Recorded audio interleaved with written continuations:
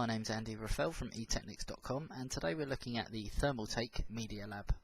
Taking a look at the front of the packaging, we can clearly see that it's made by Thermaltake and that it's the Media Lab. It's for use for building up your Media Lab. It runs through some of the main features and functions, which are the fact that it has a multifunctional IR remote control, which we can see pictured over on the right hand side. It comes with a Media Lab application CD for synchronizing the actual unit itself with Windows Media Player, Power DVD, whatever applications you're going to use. The Vfd panel fits standard 5¼ inch drive bays and has USB connections for both internal and external, and also comes in a stylish aluminium finish, which we can see in the picture below. Also below this are another set of pictures which clearly show us the silver finish and the black finish with the relevant part numbers. Now taking a look at the back of the packaging, it talks us through some of the main features, which are the Media Lab VFD and the fact that it fits into any 5¼ inch disk drive bay, and talks us through some of the main settings of that, including a screenshot. Underneath this is the IMON Manager, which just talks us through how to control all of your Windows applications like Windows Media Player, Winamp, iTunes, Power DVD and so on. It gives us a couple of screenshots, including the one for the IMON Virtual Keyboard. Just next to this is the multimedia section, which explains having all your files, videos, music files all sort of in the same place, and also the ability to connect TV and digital camcorders. And just underneath this, it gives us a brief description on the Media Lab Pad remote controller and talks us through some of the main sort of buttons and areas on that specific remote control. What comes included inside the box is the Media Lab installation CD, Key 3 Spirit leaflet, quick guide including a guide to the remote control and connection diagram, 4 screws for mounting the VFD panel, the power cable connector which plugs into your motherboard's ATX power cable and back into the VFD panel, the IR remote control, and the VFD panel itself. Now taking a look at the remote control, we can clearly see at the top that it's got the power button and the application exit button. It's also got some of the main features for whether you're going to be watching films or playing music, which include play, record, stop, fast forward and so on. You also get this little button in the middle, which is circular in shape, and it's for use as a mouse. So you have got a button just here for switching between mouse and keyboard functions. You get a few other little buttons including enter, left click, right click and so on. There are other buttons including escape. You get a few little application launcher and task scheduler buttons. You get the main Mediamon button in the middle, volume and channel, just like you'd expect on a normal remote control, as well as mute and timer. You also get a number keypad, which does double up if you've got it in keyboard mode for typing out text. So just like a mobile phone, you've got ABC, D, E, F and so on the relevant keys. You also get the 4 coloured keys, which do work for teletext as well as having their own functions, including opening up videos, music, pictures and TV. Just underneath this you get some other buttons which are for use for zooming, making the screen full screen, changing the audio and subtitle and menu settings, as well as opening up DVDs. Now taking a look at the VFD panel itself, straight away we can see that it's made out of this silver brushed aluminium style casing. It does come in a choice of silver and black, and on the front it clearly states that it's the Media Lab and it's made by Thermaltake. In the middle is where the actual screen is. Looking at the back of the panel, we can see the PCBs which work to light up the screen with the relevant different things, which we will show you in a little bit. You do get the power cable which we spoke about earlier, which is this, and off of this you get this cable here. Plug that straight into there and off you go. The other relevant cables already come supplied and plugged in. There's 2 ways of plugging this in. You can plug it in via internal USB using this USB header here, or you can actually take apart this cable and plug it straight into a USB in the back of your case.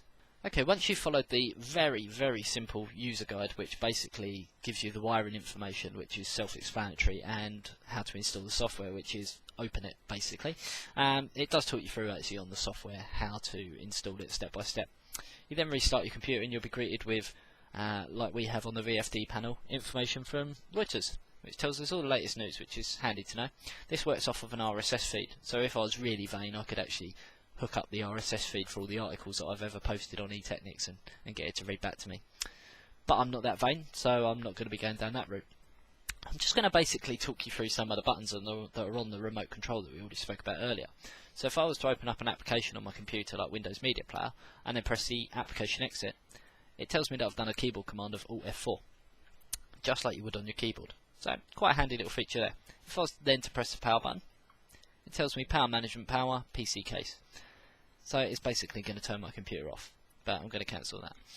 So it's a good way if you've got this as a home theatre PC, which is who this product is aimed at, and you're sitting on your sofa and you don't really want to get up to turn it off, you can just use your remote control like you would with a normal telly.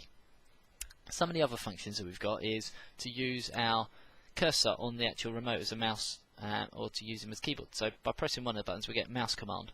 I can then use up, down, left, right on my actual cursor on the remote control, and it controls everything on my screen using my mouse cursor, which is quite funny. If you want to have a little bit of fun, you can freak some people out.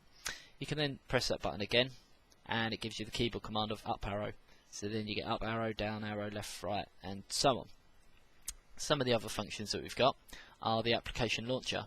Pressing that, it basically gives me a list of what I want to do, whether I want to open Media Center or something to them sort of effects. I've also got things like task switcher.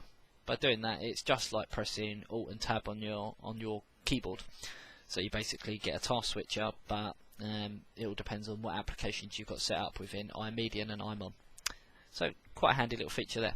As we've got nothing open now, it's coming up with I'm on VFD and telling us the time, which is quite handy. We also get volume, so I can turn the volume up and down. I've also got Media Center channels, because at the moment I'm in Media Center, and it will just flick through. I've also got numbers, and this is for use with the keyboard as well, because the numbers do double up as letters. Underneath this, I can press the red button to go to my video, my music, my picture, my TV, DVD play. Some of the other features, I get a TV guide, a not defined command, which would normally be a thumbnail. All depends on the application you're in. Also get Media Center full screen. Press it again, it will go back to normal. Audio language, subtitle language, and DVD menu. So there's so many functions on here, and your best bet is to go onto the Thermaltake website and just have a look at the remote control and find out if it's a suitable thing for you. To be honest, I think it is for me. Now on to the part of the review where we talk about price. Having a quick scat around on the internet, this product isn't massively available, but the cheapest price that we was able to find is £61.04, and that was from eclipsecomputers.com. I've always been an avid fan of Thermaltake products. I love their cases, I love the fact that they try to do something a little bit different to other manufacturers. I do like this product, but there are some downsides to it. The main one has got to be the price. I mean, £61 for something that, in my eyes, is quite simple. For another £100 you could go out and buy the whole home theatre PC chassis with this built in, which just seems like a more logical reason, but it all depends on how much you're going to spend, or if you've already got a case sort of ready and you just want something like this in it. Also, with a lot of home theatre PCs, they're normally built into a desktop style chassis, and with that they have only normally got one drive bay, so it is going to be some compensation with whether you want to play DVDs on it or to get an external drive to play your DVDs if you are going to end up fitting this Vfd panel in there. Other than that, I think that it could possibly have a few more features and functions, but that might just be something that can be developed over time with regards to the software. At the moment there is quite a lot of functionality with the software, but it is all down to what particular package you're actually going to be using with it. Because of all these reasons, I'm going to give it 4 out of 5 stars.